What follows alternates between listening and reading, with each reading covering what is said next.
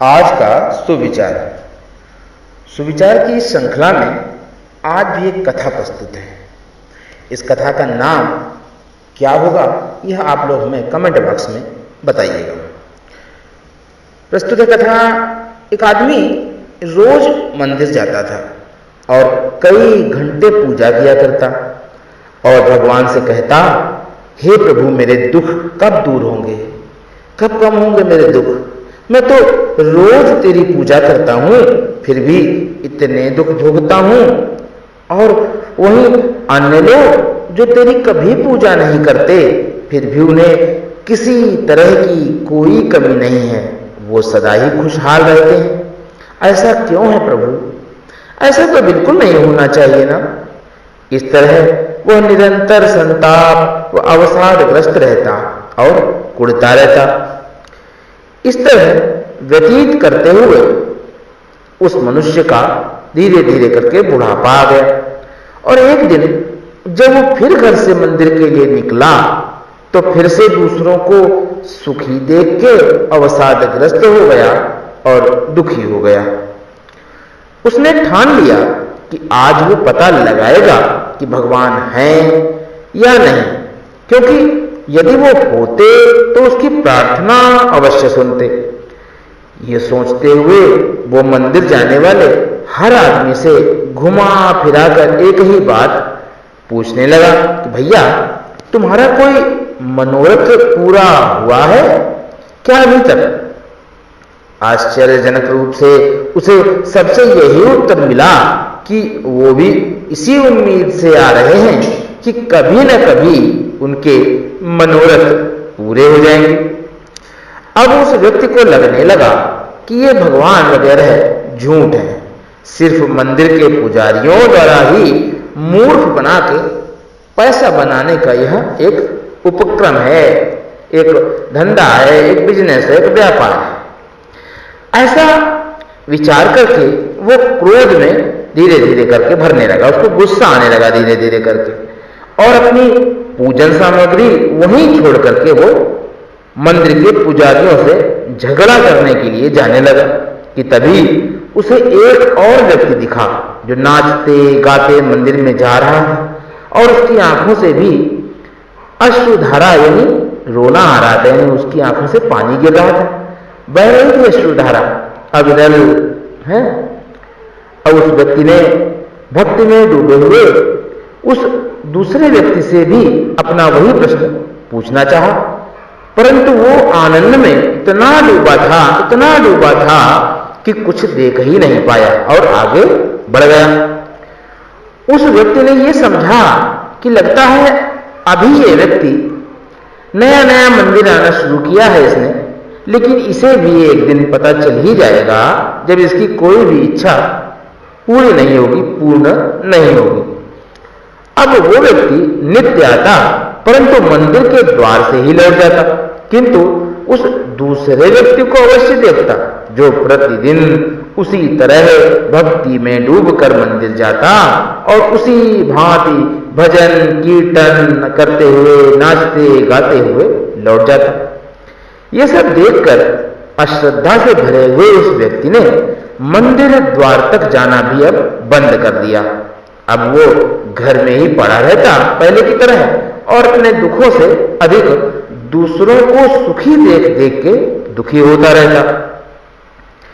एक दिन उसे सपने में ऐसा लगा जैसे भगवान कह रहे हो कि कल उसके प्रश्नों का उत्तर मिल जाएगा। सुबह उसे लगा कि स्वप्न की बात भी कहीं सत्य होती है। वो उस बात को भूल गया। अचानक दिन में उसे अपने द्वार पर भजन कीर्तन की ध्वनि सुनाई पड़ी। उसने द्वार खोला तो उन्हीं संत महाराज को देखा जो नित्य आनंद से भरे हुए मंदिर आते जाते थे। उसके कुछ पूछने से पहले ही वो बोले कि बंधु, मुझे भी कल स्वप्न आया था कि मुझे तुमसे मिलने आना है, कहो क्या बात है। अब उस व्यक्ति को अपने स्वप्न की बात सत्य लगने लगी और उसने तुरंत प्रश्न कर दिया कि मेरे दुख तो कुछ कम हुए नहीं, समस्त जीवन मैंने भगवान की पूजा में लगाया। तब संत बोले, और आपने यहां तक विचार कर डाला, मतलब संत बोले कि आपने यहां तक विचार कर डाला कि भगवान होते भी हैं कि नहीं। अब वो व्यक्ति थोड़ा सा शर्माया, सकुचाया कि इन्हें मेरी ये बातें कैसे पता चल गई, ये तो मेरी अंदर की बात थी, ये तो मैंने मन में सोचा था।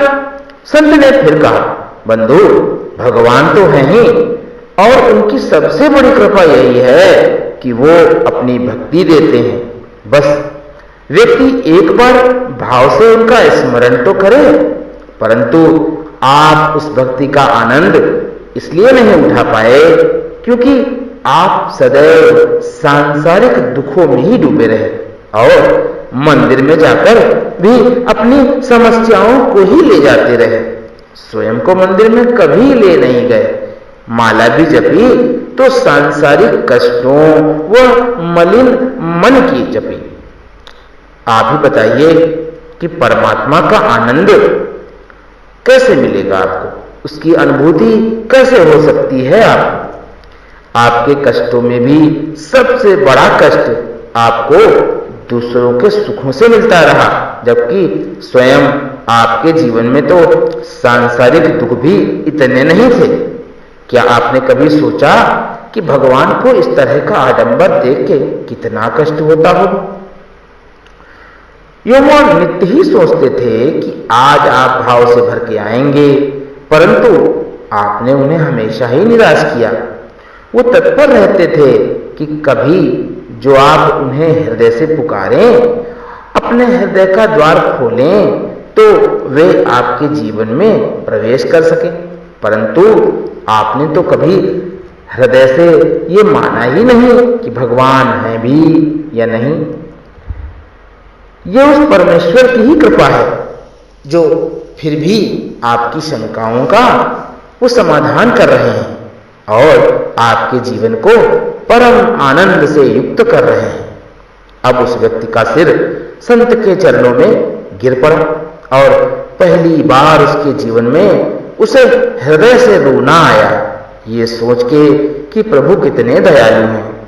उसे ये बात सोच के भी दुख होने लगा कि उसने इन संत के विषय में भी क्या क्या गलत सोचा था।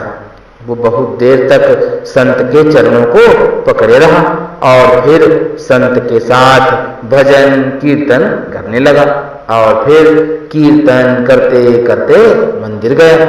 उस दिन के बाद उसका पूरा जीवन बदल गया। अब वो नित्य भाव से भर के मंदिर जाने लगा। भगवान की भक्ति के आनंद की आंधी में उसके दुखों के तिनके कब उड़ गए उसे पता ही नहीं चला। अब वो घर में भी रहता तो उसे यही लगता कि वो मंदिर में ही है। ये कहानी हमें क्या सीख देती है?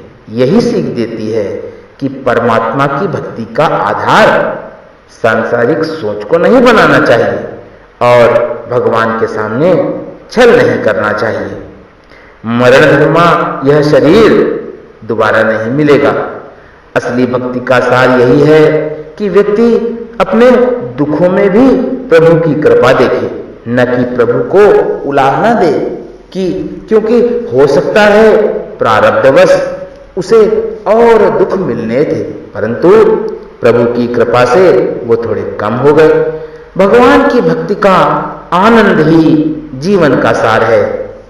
तो इस कथा का जो सार आपको लगे, इस कथा का जो शीर्षक आपको लगे, जरूर कमेंट बॉक्स में लिखिएगा, हम इंतजार करेंगे। आपका दिन मंगलमय हो, खुश रहिए, मस्त रहिए। ओम नमः शिवाय।